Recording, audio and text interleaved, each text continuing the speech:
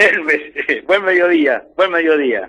Bueno, buen día para todos. Aquí estamos despuntando la mañanita a las 8 de la mañana de Tijuana. Claro. Encantado de estar con ustedes. Estás allí muy temprano, estamos con una diferencia horaria. ¿Cómo está la mañana allí en Tijuana? La mañana está tibia, soleada, debe haber unos 20 grados más o menos. El día amenaza estar bonito, así que tendrá que ver cómo se lo disfruta. Está muy bien. Me estoy hablando de los ricoteros, que es un día maldito. Pero bueno, Hermes, ¿cuánto tiempo ya en México? Hace 18 años, llegué un 8 de marzo de hace 18 años. Vine aquí, bueno, con la expectativa, una universidad me invitó para encargarme de la coordinación de la carrera de psicología, rehacer la carrera, y además yo traía un plan porque trabajaba en un proyecto de la UNESCO que tiene sede en La Habana, que es la red del universo audiovisual de nivel latinoamericana, y había la posibilidad de instalar en Tijuana, la sede fuera de La Habana de ese centro, y bueno, así lo hicimos, duró unos años, y bueno, con esos dos proyectos llegué hasta aquí hace 18 años. Si te piden una ficha que te definas, qué sos, qué es lo que haces, porque haces tantas cosas, y este mediodía aquí en Uruguay, esta mañana allí en Tijuana, mucha gente que está escuchando dice, Hermes Millán, ¿con quién está hablando, Alberto? Bueno, yo les cuento a todas y a todos que con este sujeto tuve el gusto de reencontrarme, hace muy pocos días en realidad, aquí en la radio, cuando en la fecha, el tributo al querido Bocha Benavides, sus 100 años, bueno, él se sumó, el Hermes tiene mucho que ver con el Bocha, pero ¿cómo harías un pequeño resumen de qué es lo que haces? Mira, por un lado parece difícil, pero por otro lado quizás no lo sea. Bueno, me dedico a mi tarea como psicoanalista muchas horas al día, escribo ensayos, estoy ahora trabajando en una novela, publiqué una novela hace 1 año y medio allí en Uruguay, y acabo de publicar un libro de ensayos, escribo y publico poesía. Pero si yo tuviera, he trabajado en el cine, entonces, si yo tuviera que definirme, creo que me definiría como poeta. Pues, Y yo diría, sí, como poeta, y yo diría que el psicoanálisis me gusta definirlo como un campo de aplicación de la poesía. Como que la poesía es como un contexto, es como un cristal de donde se mira, y los campos de aplicación pueden ser infinitos: la vida cotidiana, las relaciones interpersonales, la forma de apreciar el mundo, y también una práctica concreta de relación clínica que es el psicoanálisis, ¿no? Yo creo que me definiría esencialmente como poeta, porque en definitiva en cualquiera de las disciplinas a las cuales me dedico, todas rondan en torno a la metáfora. bueno, para tu alegría te cuento que cuando anunciamos que ibas a estar tú, y cuando subiste la otra vez, nadie me habló del escritor, del psicoanalista, del gestor, de los audiovisuales, ¿no? Todo el mundo dice, el poeta, mira, ¿cómo anda? Todo el mundo te definió poeta. Mira qué interesante, ¿no? Interesante, porque en alguna época cargué con el lastre que me definían en términos políticos, ¿no? Porque, bueno, también tuve una época de mucha militancia política y con algunas, en la época de las grandes polémicas de la izquierda uruguaya. Pero bueno, si la gente me reconoce como poeta y así me identifica, yo me quedo conforme, porque desde ahí se puede hacer muchas cosas. Claro. Desde ahí se puede trabajar en muchos espacios, ¿no? Pero sí, yo me siento poeta antes que nada. ¿Cómo fue tu vínculo? Porque bueno, este reencuentro contigo tuvo que ver con el Bocha Benavides, con Washington Benavides. ¿Cómo fue el encuentro con el maestro? Bueno, yo al Bocha lo conocí en la época de la dictadura, cuando, como te comentaba la otra vez, muchos jóvenes que yo defino como desamparados, ¿no? Desamparados de una palabra que albergara una mirada al mundo y una perspectiva. Íbamos a CX30, la vieja CX30, a mi amado Palacio Salvo, que es de las cosas que extraño más de Montevideo, y el único contacto en el Palacio Salvo que tengo ahora es cuando alguna vez converso con el Nacho Suárez, ¿no? Sí. Entonces,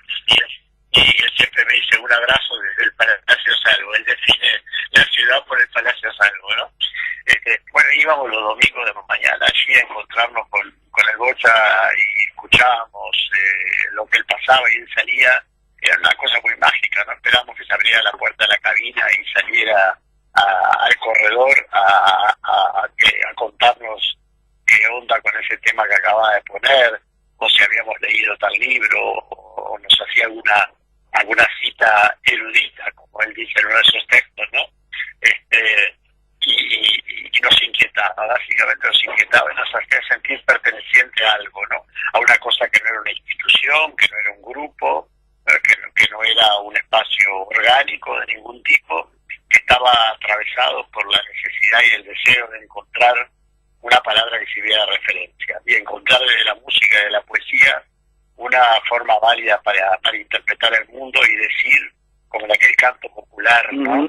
Que estaba lleno de metáforas o de pseudo metáforas, porque recuerdo algún espectáculo cuando la gente cantaba un tango y hablaba de la izquierda, hacia el corazón, ¿no? Y la gente se levantaba y ovacionaba, ¿no?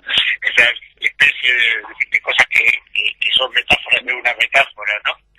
Y bueno, eso es lo que buscábamos, ¿no? Una forma de poder entender lo que estaba pasando. Yo recuerdo los años de la dictadura, los recuerdo por la represión, los recuerdo por amigos que caían presos, los recuerdo por algún muerto cercano, los recuerdo por mi experiencia de la clandestinidad, pero lo recuerdo básicamente como desolación y desamparo, ¿no? Como una grisura terrible instalada sobre los hombros de cada uno de nosotros, los jóvenes de esa época, que yo tengo la sensación, ¿sabes?, que nunca se terminó de desmontar.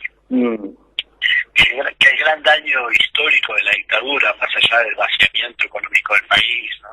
Más allá de los muertos, desaparecidos, las madres buscando, las abuelas buscando nietos que nunca aparecieron, más allá de eso, yo creo que una cosa de tristeza, sobre el fondo de la tristeza congénita del ADN del ser uruguayo, una cosa de desolación y desamparo, yo siento que eso no se desmonta en una generación, ¿sabes? Creo que esta es la herida más transversal y más profunda de la experiencia de la dictadura. Tal cual. Yo me permito volver a contar, ya que contaste con emoción tus encuentros con el bocha allí en el pasillo. Estando en la República Argentina, me trepaba al Citroën, un patito feo, el auto del papá de Mafalda, hacía 120 kilómetros para llegar hasta La Plata, los domingos a la mañana, para tomar un matecito dentro del Citroën y escuchar al bocha, escuchar su espacio mágico de poesía y de música. Esas cosas increíbles que tienen que ver con esto que tú te definís como un poeta, la fuerza de la palabra. Sí, la calidez paternal del bocha creo que es una cosa, creo que él tenía, yo capaz estoy adjudicando a la generación un sentimiento que es solamente propio, el de desamparo me refiero, ¿no? En la búsqueda de una referencia paternal en un sentido más amplio. Pero recuerdo esta cosa del bocha de poner la mano sobre el hombro de todos nosotros, ¿no? Apretar un poco el hombro y sonreír. Ese gesto lo tengo grabado, ¿no? Me es absolutamente imborrable. Hermes, y después de eso, bueno, sí. No, te terminá, por favor. No, digo que después de eso, el primer encuentro importante fue, bueno, cuando presenté mi primer libro y el bocha hizo la presentación y grabó un audio que no lo he podido encontrar porque estaba en un cassette y una vez lo reconvertí, pero y grabó la lectura, leyó uno de los textos que a él me gustaba de ese libro, que se llamaba Tango de Moscú, ¿no? Entonces, eso es un recuerdo también, su voz en ese texto es un recuerdo imborrable para mí. Uno, desde acá, desde la capital más austral de nuestra América, le cuesta entender toda la dimensión de lo que es Tijuana. ¿Te costó integrarte allí en Tijuana? Yo al principio me sobreadapté, después recién vino la dificultad, la dificultad vino en segunda instancia. A ver. Digo, ¿por qué me sobreadapté? Porque yo me fui enojado con Uruguay. Me fui en medio de una decepción política, ¿no? Muy profunda para mí, ¿no? De ruptura con un partido. Fue una etapa dolorosa. Y en ese contexto me ofrecen una esperanza de poder desarrollar una tarea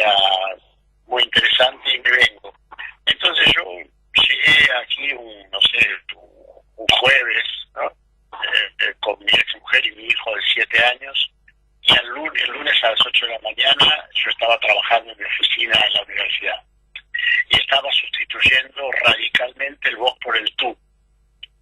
Los psicoanalistas en Uruguay, no sé ahora, pero antes usábamos una fórmula perversa, que en la clínica hablábamos de tú y vos a la vez, ¿no?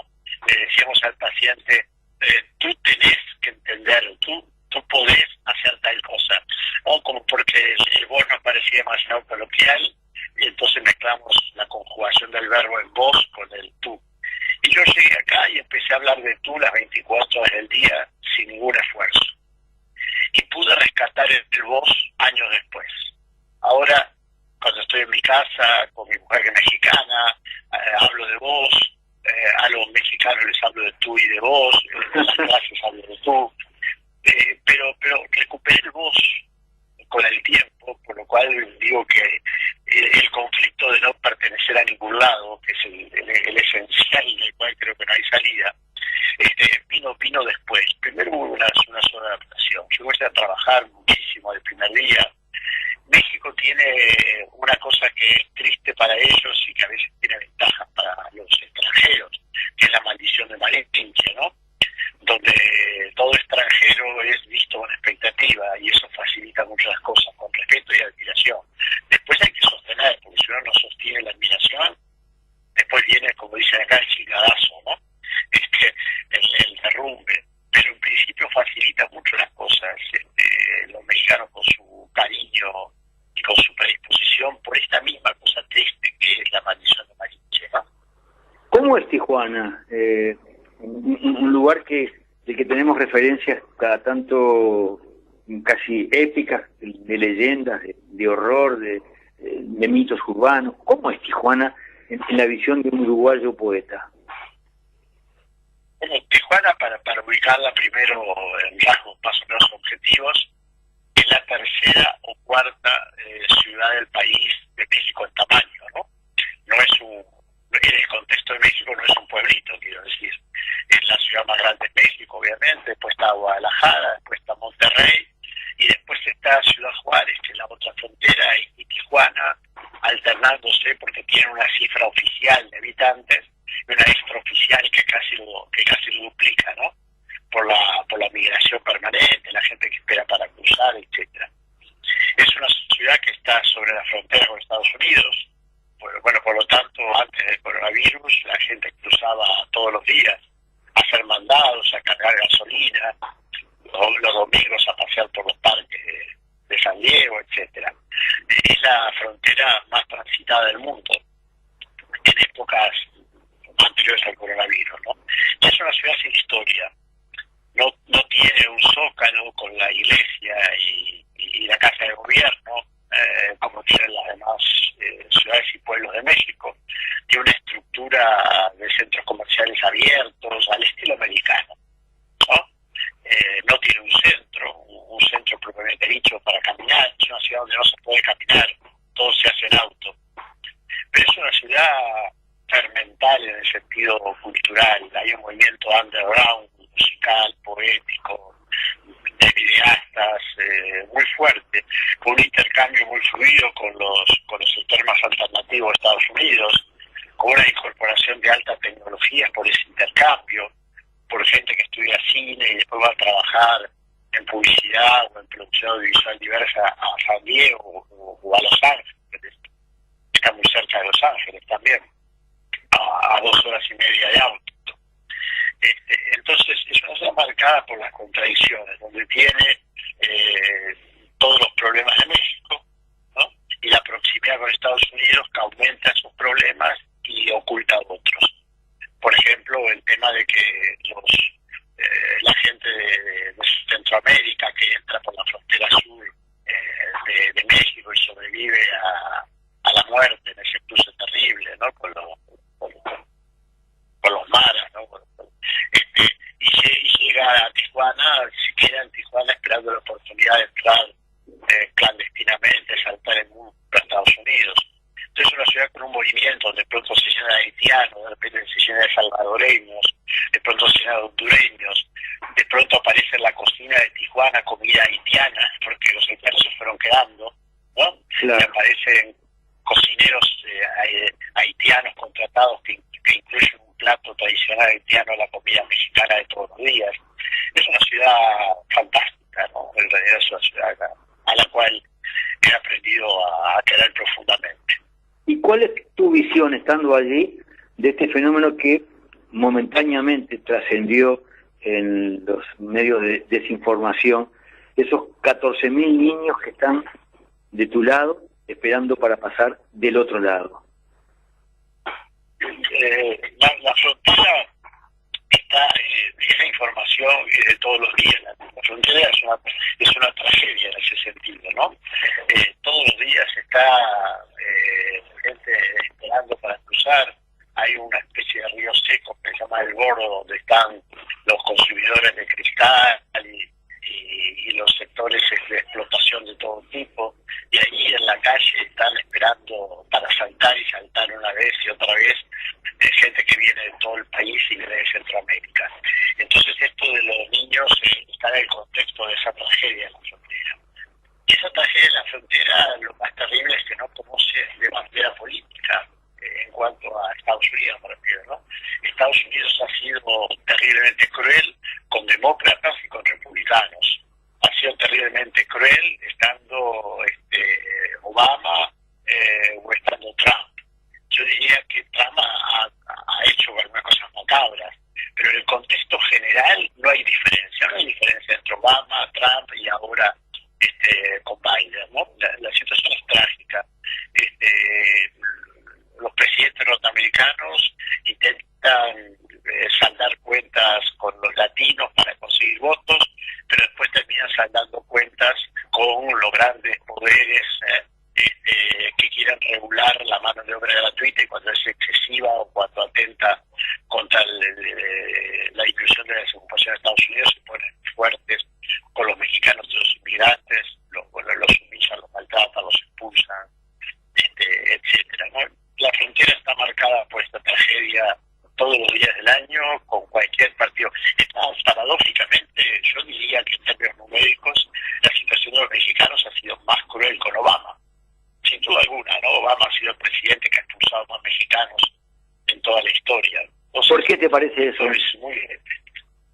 Porque numéricamente es así. No digo, pero ¿por qué Obama hizo eso? ¿Por qué? Bueno, porque los poderes fácticos de Estados Unidos están por encima de las banderas políticas. Porque acá queremos comprar a Obama como un hombre de izquierda, y Obama es un hombre de centro-derecha, desde mi punto de vista, ¿no?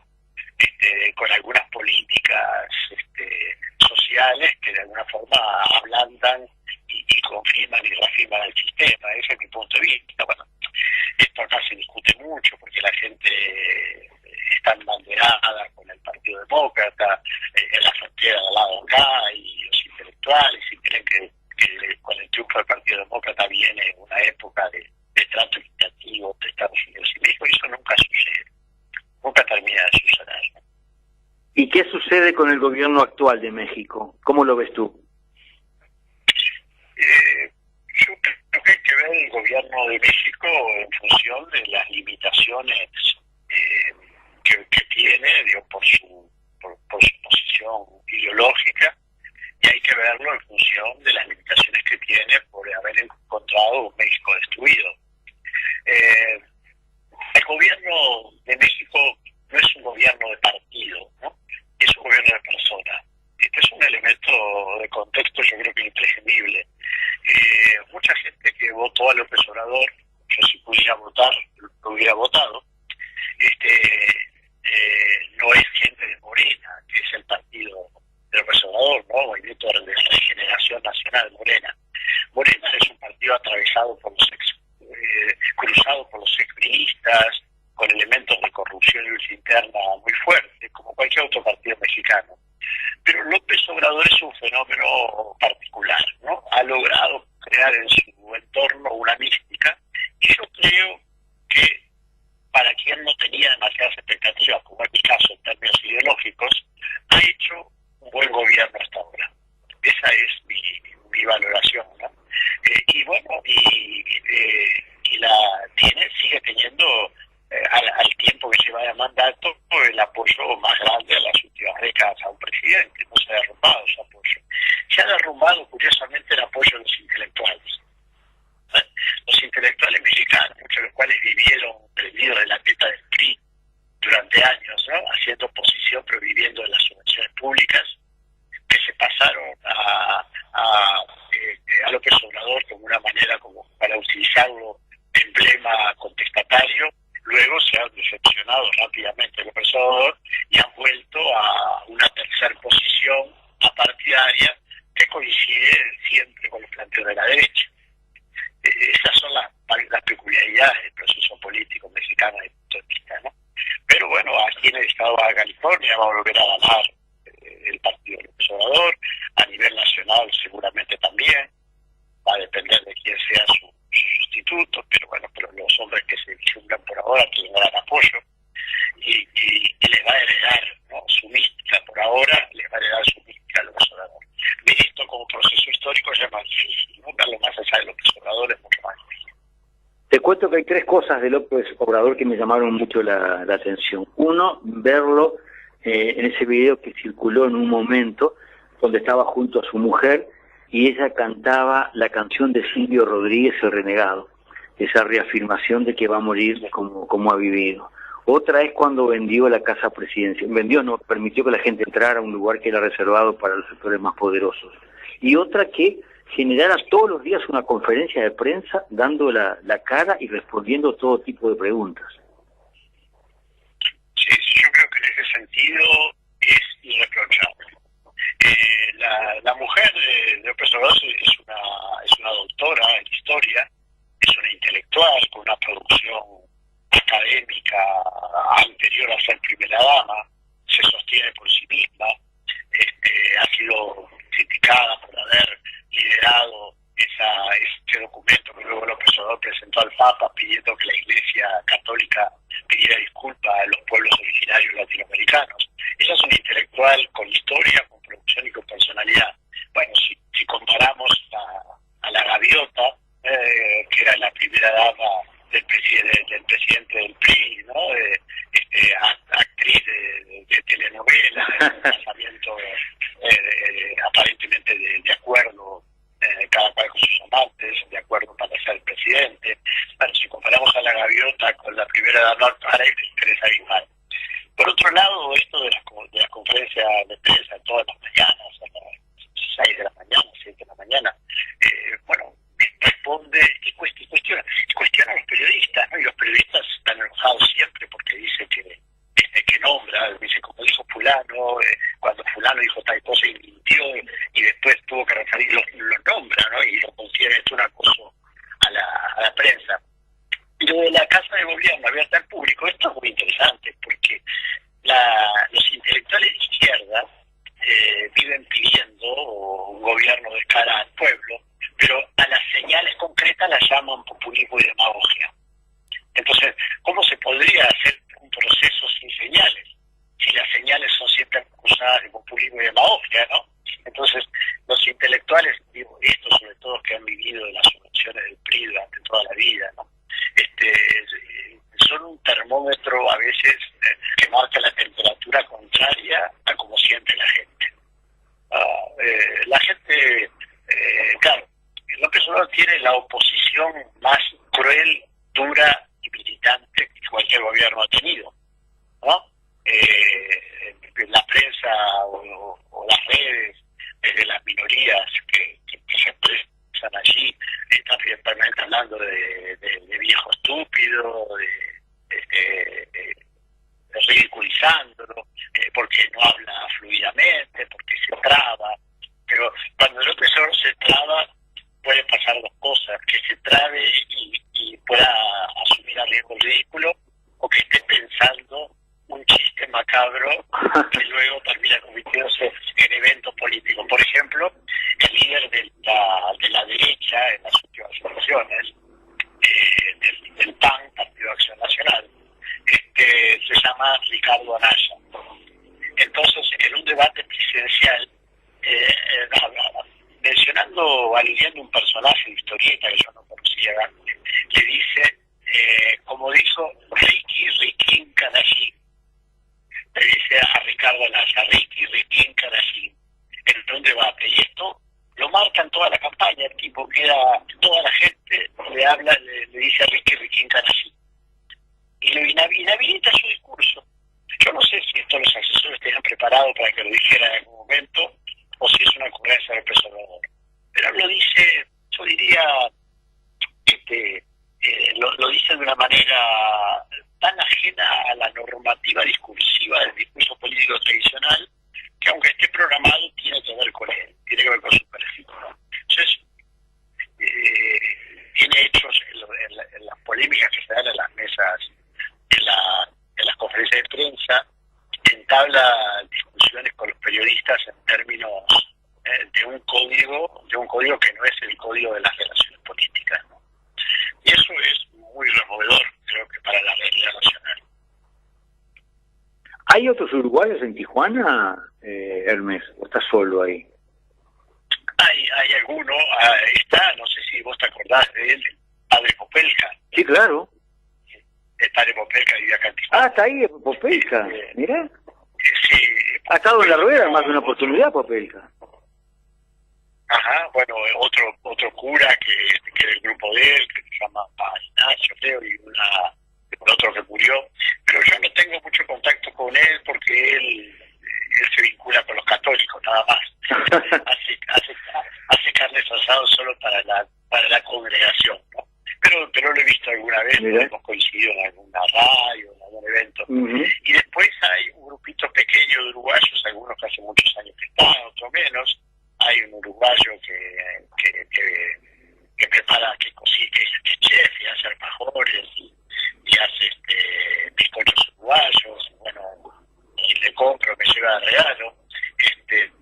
Hay unos mexicanos que conocieron el mate y que traen yerba y venden, han convertido al mate a otros, han hecho unos fieles mexicanos. Puedo comprar yerba Canarias, si se puede la publicidad. Sí, se puede. Aquí, antes tenías que cruzar a Estados Unidos a comprar yerba Canarias en un supermercado internacional, donde entre los elixires exóticos asiáticos había yerba Canarias.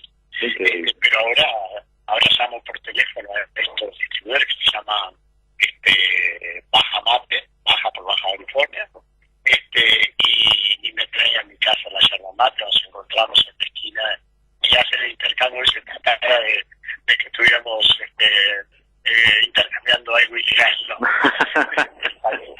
el paquete de yerba Canarias. En este momento, ¿en qué estás trabajando? ¿En qué estás pensando? ¿Qué estás creando? Bueno, mira, estoy trabajando en dos o tres cosas. Por un lado, mi último libro que acabo de publicar en diciembre sobre poesía y psicoanálisis se está traduciendo al alemán y estoy trabajando con los traductores en la traducción al alemán. Ellos me proponen los cambios necesarios y yo los tengo que aprobar. Estoy trabajando en eso.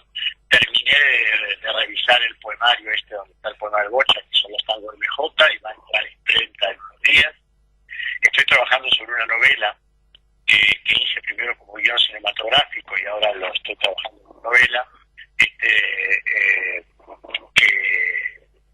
está ahí en la etapa pleno trabajo, que espero poder terminar este año, ¿no? Y estoy trabajando sobre un libro con la idea que aparezca en unos 3 o 4 meses de psicoanálisis, que se llama Psicoanálisis aplicado a las adicciones. El título del libro va a ser Lo que droga es la palabra droga. Estos son los problemas, la clínica del trabajo de todos los días, ¿no? Ya que hablas de temas de drogas, en México van a legalizar también la marihuana recreativa. Sí, está en ese proceso. Y como en otros muchos países, este proceso que estaba latente hace mucho empieza a avanzar cuando algunos capitales encuentran que hay un mercado que ya no se le puede dejar al narcotráfico, ¿no? Que tienen que explotarlo, entre otros el expresidente Fox, que se ha constituido como importador de marihuana, el primer importador de marihuana para cuando abra de marihuana elaborada en Estados Unidos, claro.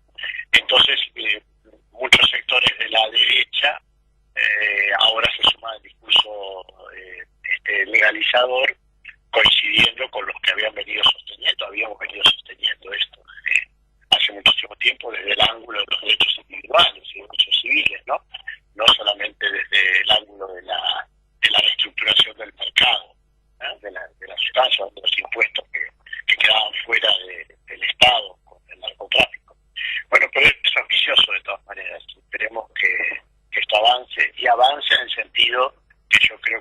avanzar, que es el de la despenalización de todas las drogas, ¿no? Que es mi postura en relación al tema. Estimado Hermes, ha sido un gusto charlar contigo esta mañana allí en México, este mediodía aquí en Uruguay. Y en el cierre quería pedirte si te animás, si querés compartir desde Tijuana, en frontera con los Estados Unidos, ese poema que generaste como una suerte de tributo al querido Washington Benavides. Bueno, sí, cómo no. El poema integra ese libro que está por aparecer prontito, que se llama Los tangos de MJ, por Michael Jackson, y este texto se llama MJ, quisiera haber nacido en Tacuarembó.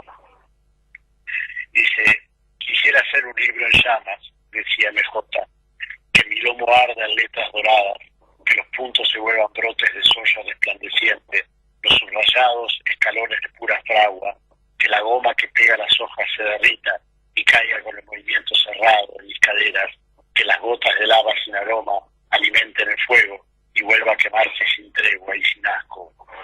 Quisiera ser un poeta, decía MJ, que lidiando con el dolor propio y ajeno, alumbre un texto donde solo había desesperanza, entrevea sansueña, donde la prensa anuncia rendiciones, provoque un giro, donde alguien pone el ojo y la bala.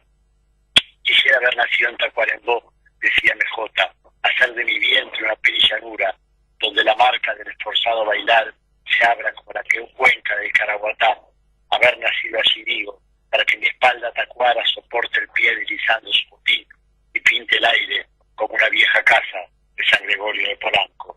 Quisiera haber nacido Benavides, decía MJ, para poder bailar sin moverme, bailar día y noche sin cansancio, alternar el bohín de mis guantes con el giro sutil de una metáfora, el quiebre del pantalón ajustado y sus demonios con el silencio que evoca bienes mayores, pasar del vaivén de mi sombrero negro a los cuervos del poeta que sobrevuelan la gruta, bailar como escribiendo, decía MJ, bailar sin miedo, crear dispuesto, estar dispuesto sin reparos a poner la palabra en cualquier fuego.